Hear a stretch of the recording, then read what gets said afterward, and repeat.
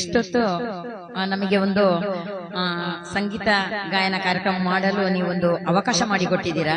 ಯಾಕಂತ ಹೇಳಿದ್ರೆ ನಿಮ್ಮ ಮನಸ್ಸು ಗಾಯಕರಿಗೆ ಒಂದು ಸಪೋರ್ಟ್ ಮಾಡುವಂತ ಮನಸ್ಸು. ಯಾಕಂತ ಹೇಳಿದ್ರೆ ಸ್ವಲ್ಪ ಸಮಯದ ಹಿಂದೆ ನಾನು ಬಂದಿದ್ದೆ, ನಂತರ ಸ್ವಲ್ಪ ಬೇರೆ ಬೇರೆ ಕಾರಣಗಳಿಂದ ನಾನು ಈ ಇದಕ್ಕೆ ಪೇಜ್ಗೆ ಬರ್ಲಿಕ್ಕೆ ಸ್ವಲ್ಪ ಕಷ್ಟ ಆಯಿತು.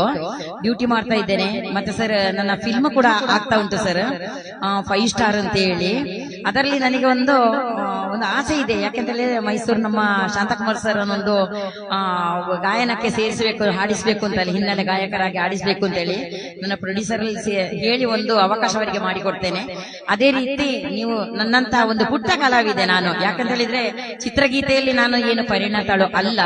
ಮಂಡ್ಯಕ್ಕೊಲ್ಲೊಂದು ಚಿಕ್ಕ ಹಳ್ಳಿಯಲ್ಲಿ ನಾನು ಎಲ್ಲರ ಹಾಡುವಾಗ ನಾನೊಂದು ಖುಷಿಯಿಂದ ಹಾಡ್ತಾ ಇದ್ದೇನೆ. ಏನೋ ತಪ್ಪು ದೋಷಗಳು ಇರಬಹುದು, ಇನ್ನು ಮುಂದಕ್ಕೆ ಅದನ್ನು ತಿದ್ದಿಕೊಳ್ತೇನೆ. ಹಾಗೆ ನಾನು ಭಕ್ತಿಗೀತೆಯಲ್ಲಿ ಹಾಡುವಳು, ಭಜನಾ ಸಂಕೀರ್ತನೆ 30 ವರ್ಷದಿಂದ ಹಾಡ್ತಾ ಇರುವವಳು. ನಮ್ಮಂತ ಒಂದು ಪುಟ್ಟ ಕಲಾವಿದರಿಗೆ ನೀವೊಂದು ಅವಕಾಶ ಮಾಡಿಕೊಟ್ಟಿದ್ದಾರೆ.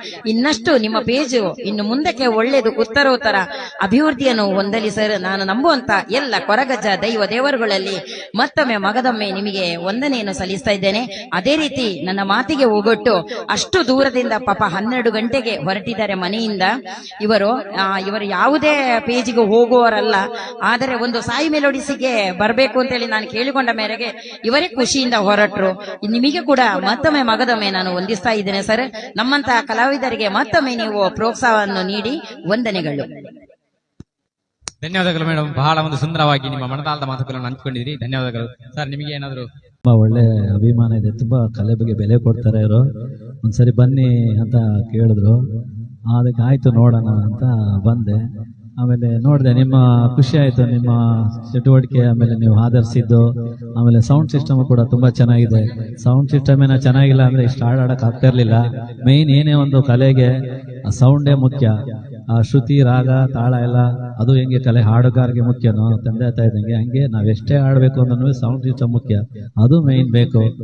ಕೆಲವ್ರು ಏನಂದ್ರೆ ಈಗ ನಮ್ಮ ಮನೇಲಿ ಹಿಂಗ್ ಆಡ್ತಾ ಇರ್ತಾರೆ, ಆ ಸೌಂಡ್ ಸಿಸ್ಟಮ್ ಜಾಸ್ತಿ ಜೋರ ಕೊಟ್ಕೊಬಿಟ್ಟು ಅವ್ರು ಇದ್ ಮಾಡ್ತಾರೆ. ಆದ್ರೆ ಅಲ್ಲಿ ಕಮ್ಮಿ ಕೊಟ್ಟು ನಾವು ಜಾಸ್ತಿ ವಾಯಿಂದ ತೆಗಿಬೇಕು, ಅದೇ ಮೇನ್ ಉದ್ದೇಶ. ನಾವು ಒಂದು ಬೆಲೂನು, 8 ಆಣಿ ಬೆಲೂನ್ ಎಷ್ಟು ಓದ್ಬೇಕು ಅಷ್ಟೇ ಓದಕ್ ಸಾಧ್ಯ. ಅದು ಹಂಗೆ ಸೌಂಡ್ ಕೂಡ ಅಷ್ಟೇ, ಎಷ್ಟು ಕೊಡ್ಬೇಕು ಅಷ್ಟೇ ಕೊಡ್ಬೇಕು, ಇನ್ ಬಾಕಿದೆಲ್ಲ ನಾವು ತೆಗಿಬೇಕು. ಅದನ್ನ ಕೆಲವ್ರ ಬಗ್ಗೆ ಮಾಡಲ್ಲ. ಅದು ಅವ್ರು ತಿಳ್ಕೊಂಡಾಗ್ಲೇ ಅವ್ರ ಬಗ್ಗೆ ಗೊತ್ತಾಗೋದು, ಅಯ್ಯೋ ನಾನು ಎಂತ ತಪ್ಪು ಮಾಡ್ತಿದ್ದೆ ಅಂತ. ಯಾವ ತಪ್ಪು ಗೊತ್ತಾಗೋದು ಅವ್ರು ಯಾವಾಗ ಕಲೆಯಲ್ಲಿ ಮುಂದೆ ಬರುತ್ತಾರೋ ಆವಾಗ ಅದು ನಿಜವಾದ ಬಣ್ಣ ಗೊತ್ತಾಗುತ್ತೆ ಅವ್ರಿಗೆ. ಇಷ್ಟು ಹೇಳಕ್ ನಾನು ಇಷ್ಟಪಡ್ತೀನಿ. ತುಂಬಾ ಧನ್ಯವಾದಗಳು. Thank you. ಧನ್ಯವಾದಗಳು ಸರ್. ಬಂದು ಪಾಲ್ಪಡೆದಂತ ಇಬ್ಬರಿಗೆ ಕೂಡ ಧನ್ಯವಾದಗಳನ್ನು ಅರ್ಪಿಸ್ತಾ ನಮ್ಮ ಸಾಯಿ ನಡೆಸಿದ ಜನತಾಳಿ ಕಡೆಯಿಂದ ಒಂದು ಚಿಕ್ಕ ಸ್ಮರಣೆ